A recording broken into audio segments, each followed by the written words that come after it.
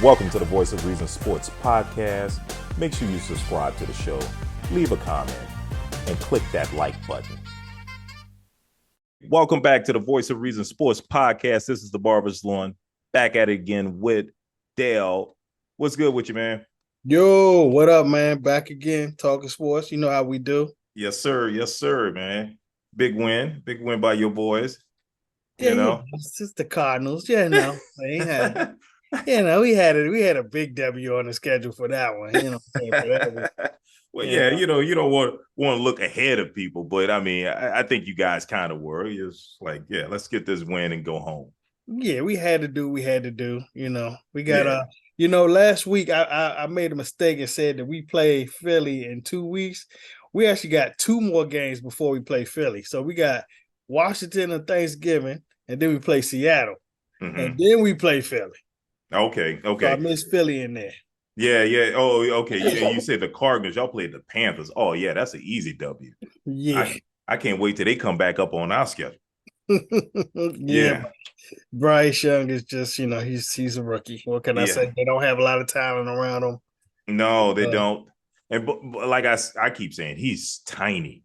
So I don't know how they can turn that to an advantage for him, because I don't know if you're gonna be super tiny, at least you should be really fast or really accurate or something like that. You got to have some type of superpower. Like Kyler Murray. You got to have some kind of superpower.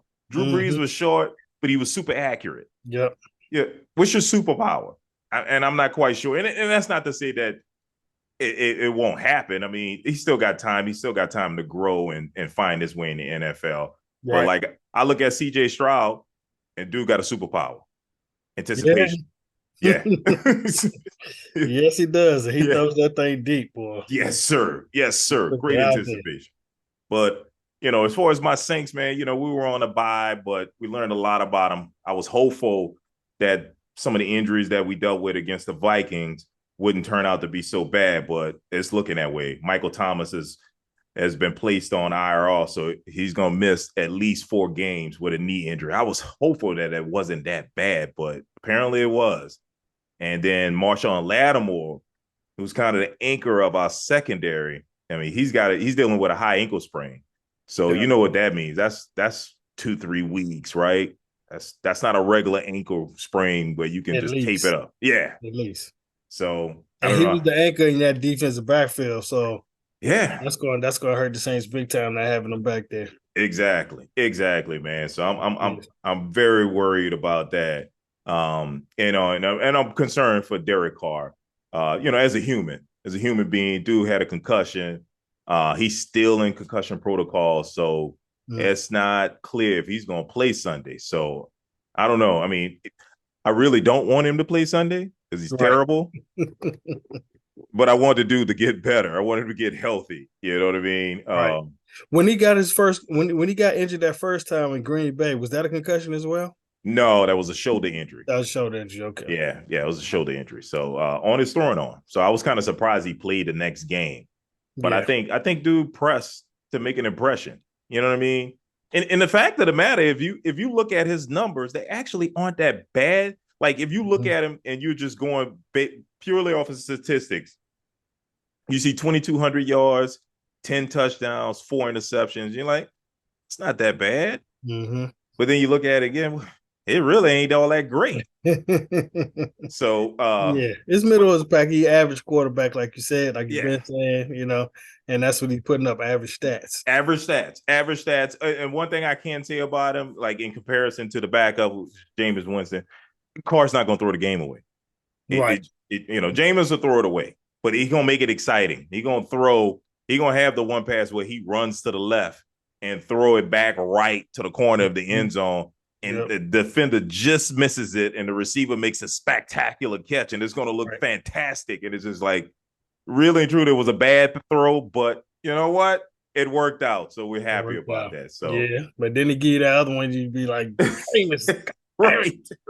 Jameis, no, don't throw that. Right, don't throw that. What are you doing? What were you thinking? It's the gift and the curse, It is 30 touchdowns, 30 interceptions, that's his thing, man. That's his thing. So Yeah, it might be the Jameis Winston show against the Falcons.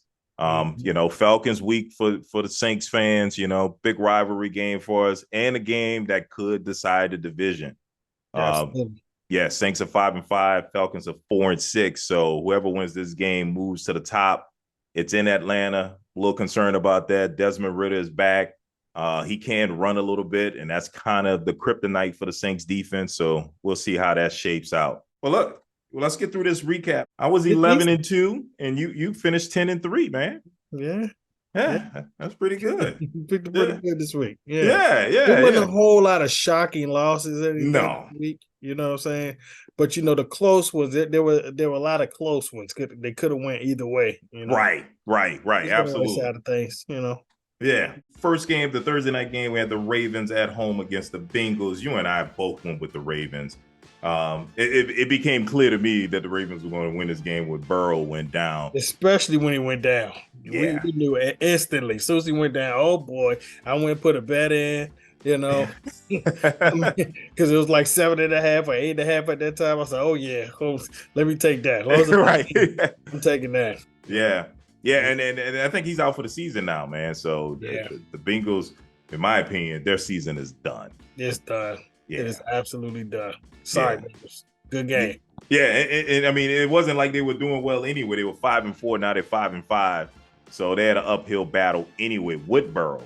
So now that he's out, I knew it was going to be tough. I mean, they won the division last year. That's right.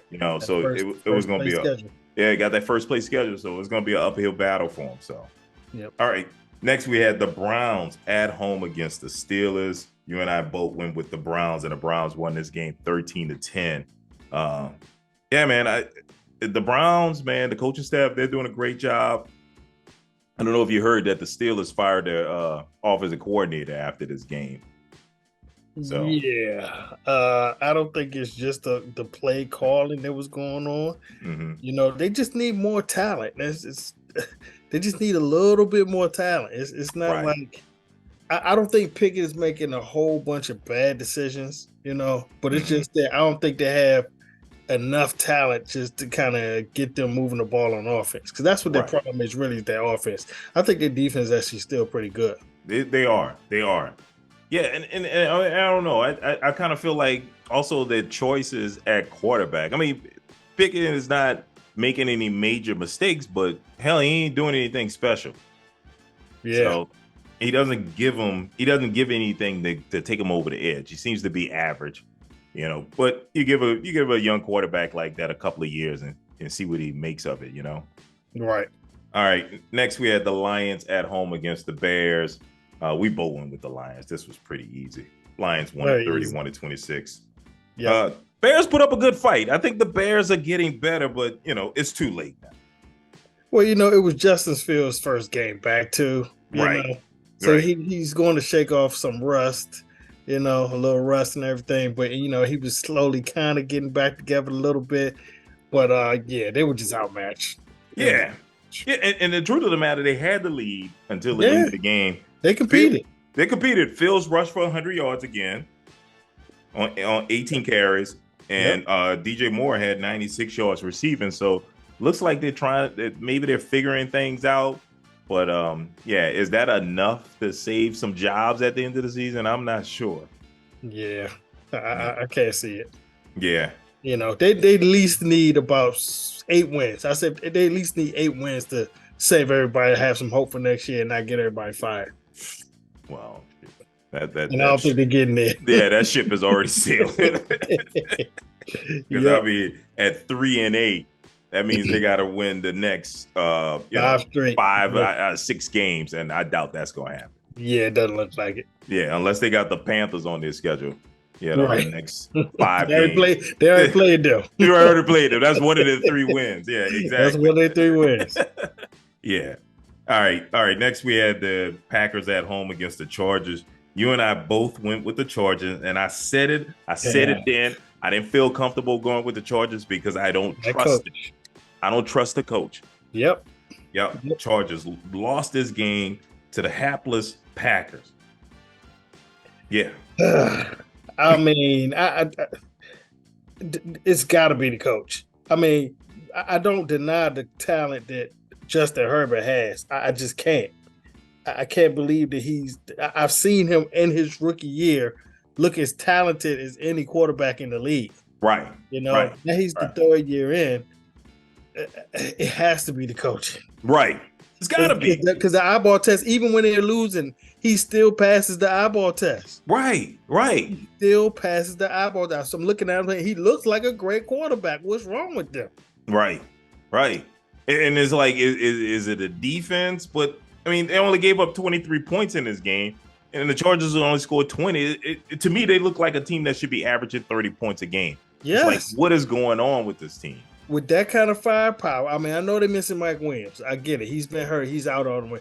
But Eckler's back there, that guy John Kelly, he's good. He's a good backup running back. He showed he could produce. Keenan Allen is there. He's constantly. He's staying healthy. He's staying healthy. He had 10 receptions for 116 yards. Yeah. And a touchdown. I was like, well, what more do you want? He's not the one that's hurt all the time. Yeah. And because usually he's the one that's going out. Right. He's the one that's missing games. But he played this one, but they lose to the Packers, man. And the Packers they look like a team with no fight. But yeah, they got this one by 3. Yeah, finally get him in there playing, and now your offense looks like crap.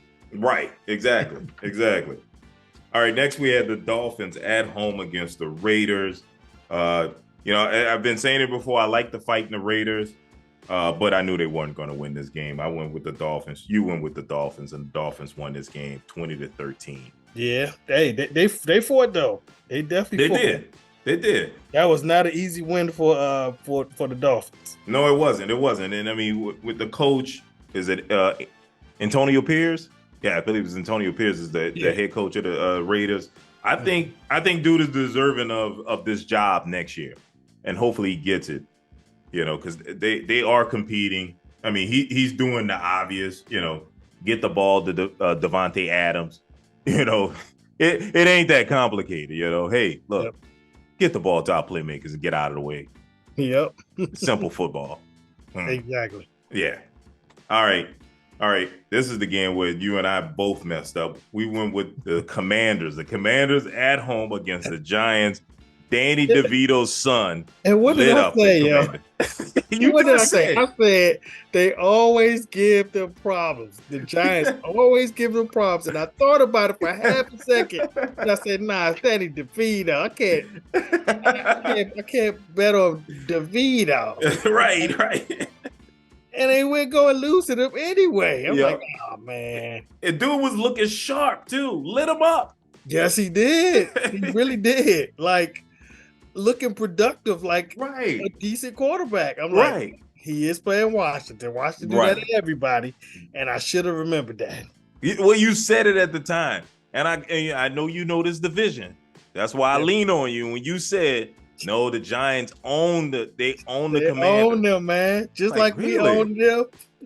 Yeah. They own Washington. They beat them when no matter what the circumstances is, they beat them. It's some way to beat them, man. It's crazy. And what's crazy, they dropped 17 points in the fourth quarter on them, man. Yes. And the like Commanders, a competent offense. They did.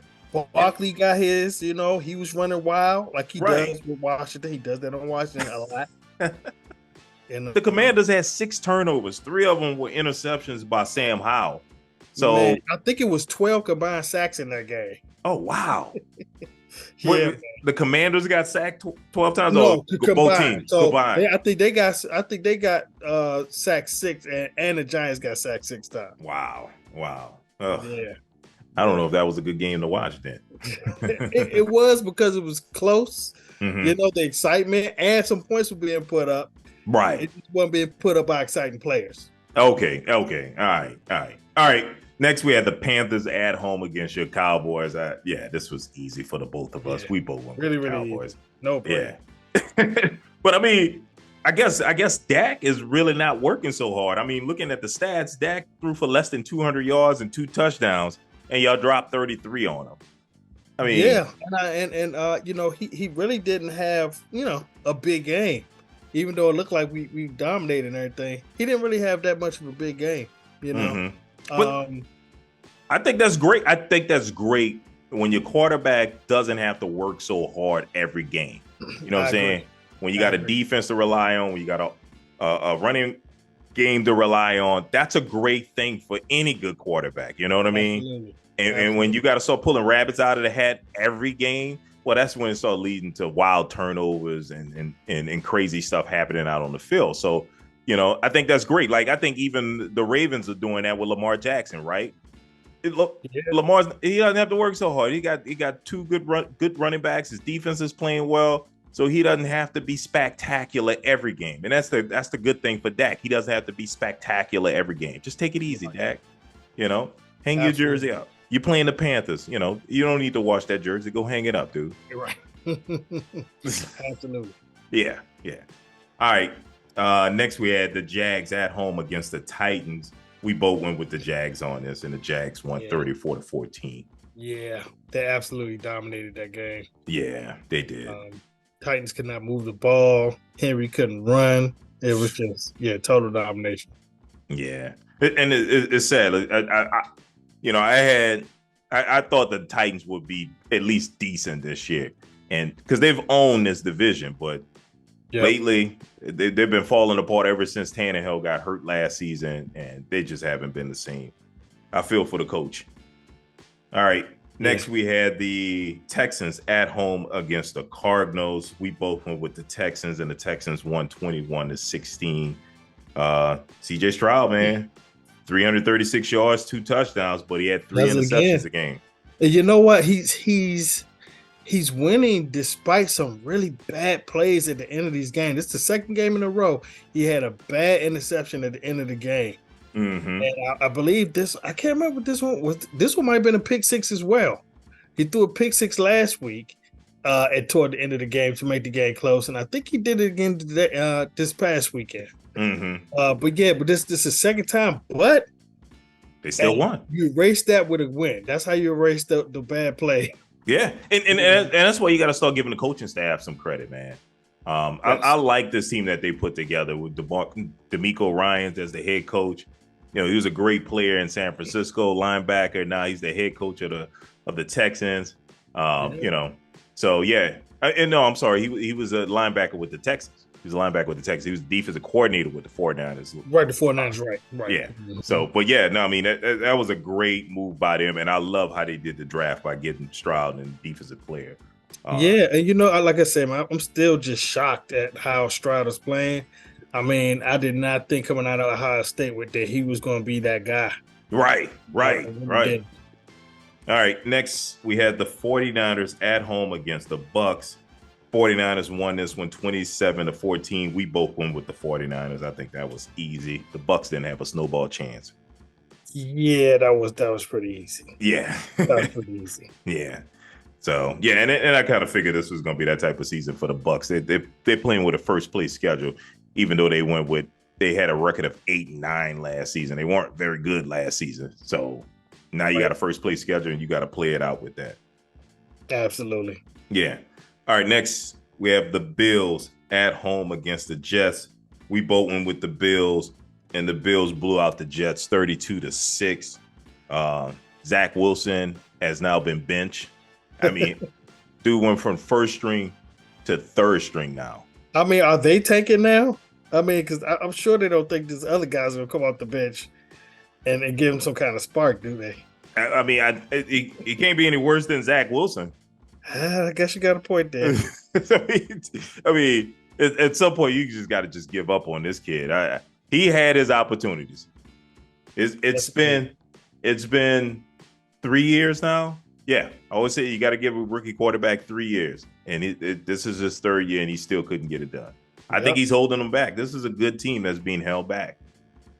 Coming in and losing their quarterback, that did affect them to a degree. So. I guess they're just trying things now. Let's put this other guy. You might get lucky, but I mean, dude, when you put a second overall pick for Zach Wilson, dude should be productive.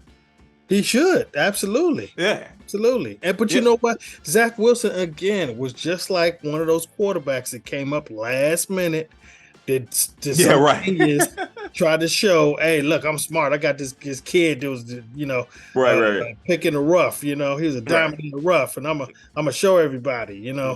Just like who the guy we picked? I forgot. You know, Trey Lance. Trey Lance. Yeah. Never even Trey heard Lance. of him. It's Right. like, well, I forgot about him. That's how yeah. irrelevant he is now. But Right. yeah, just like him, he came from nowhere. Like he went to South Dakota.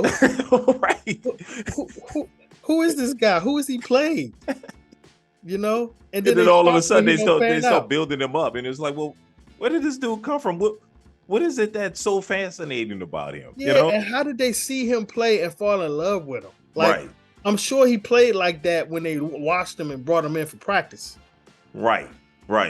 So what did they see to say, okay, let's sell the house to go get him? Right. When you go, now your quarterback is Mr. Irrelevant, the last pick of the draft. Right. Maybe that's what the Jets are trying to do. Yeah, maybe.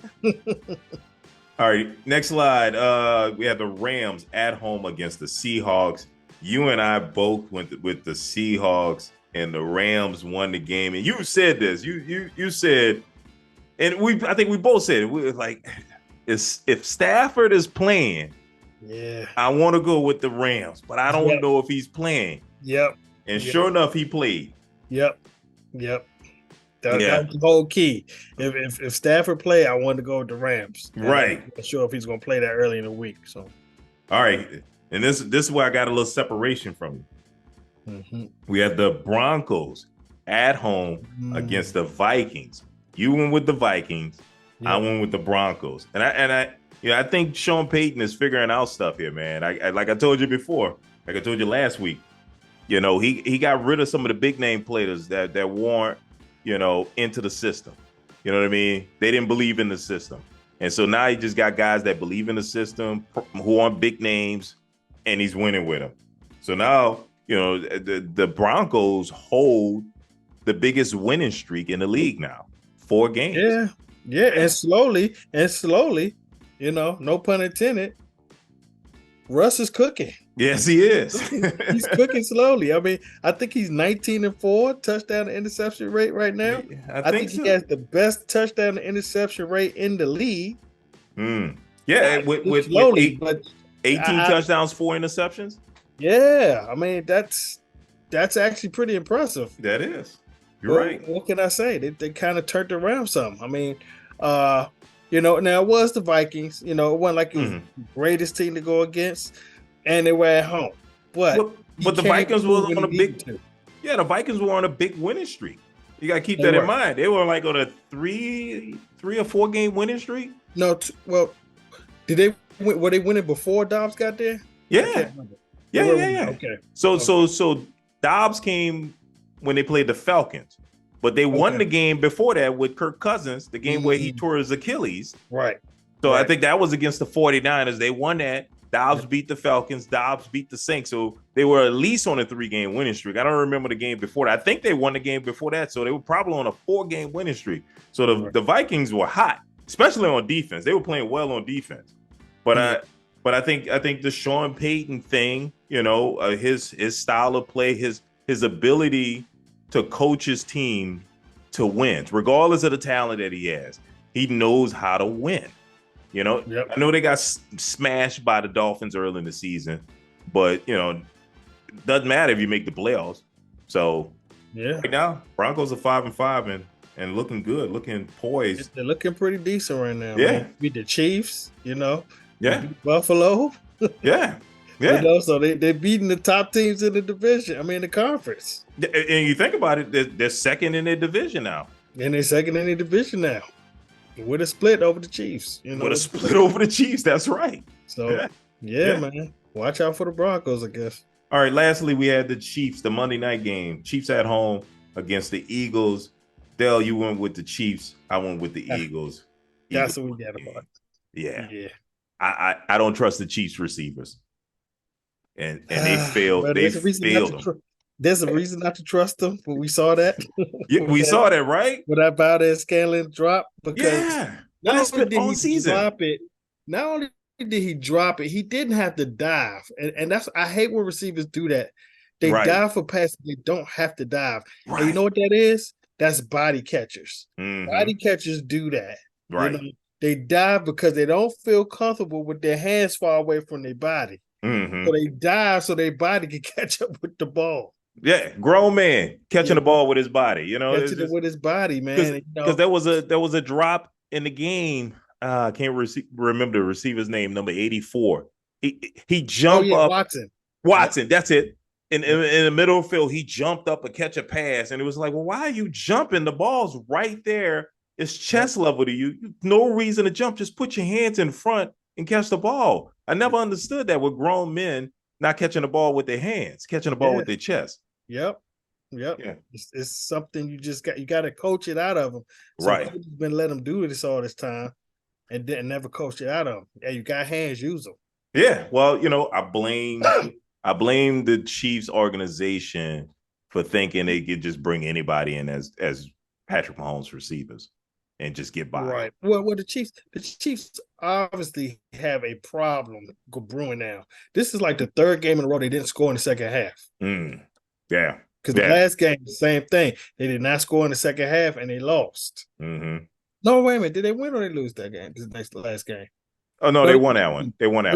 They won. Yeah. But didn't score a touchdown. But this one, they didn't score at all. They was up 17-7. Yep. And didn't score a point since. Yep. Didn't score in the second half at all. Didn't score in the second half, man. And had a big drop at a minute and a half left in the game on a deep ball. Patrick Mahomes dropped it in the bucket, and Stanley dropped it. Yep. And then you couple that with Kelsey having a fumble. Yep. Patrick Mahomes throwing a terrible red zone interception. I mean, it was terrible. It wasn't no tip up, wasn't no pressure. He clean pocket. He just threw a terrible ball. Yeah. Just said, here you go, defense. Take this real quick. So those are the keys of the game, and that's how you lose. Yep. It is. It's true. But I mean, I think this is going to be the Achilles heel for the Chiefs. They're going to make the playoffs. You got Patrick. They're going to make the playoffs. Absolutely. But I don't think they're going to make it to the Super Bowl. So, yeah, I think those receivers are going to fail them. Let's go and wrap this thing up. Thanks for joining us again. We do this thing every week. Make sure you like, comment, and subscribe, and we'll see you next week.